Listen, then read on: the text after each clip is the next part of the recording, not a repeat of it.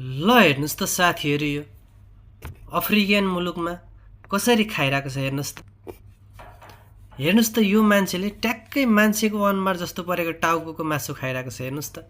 तर यसले मैले बुझेसम्म यसले बाँदरको मासु खाँदैछ, बाँदरको टाउको सुप मासु खाँदैछ हेर्नुहोस् त निकालेर। ओहो, ट्याक्कै मान्छेकै जस्तो हुन्छ बाँदरको टाउको चाहिँ हुनेछ हेर्नुहोस् त। यो मान्छेले कस्तो तरिकाले खाइरहेको छ हेर्नुहोस् त। ओहो, अफ्रिकन मुलुकमा चाहिँ एकदमसँगले त्यति धेरै सरसफाइ नगरी पनि खाँदो रहेछन् हेर्नुहोस् त।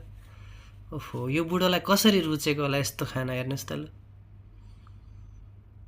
यस्तो खाना पनि कति मजाले खाइरहेको छ यो बुढो मान्छेले हेर्नुहोस् त। ओहो, बाँदरको टाउको हेर्नुहोस् त, त्यसकै रससँग खाइरहेको छ फेरि एउटा।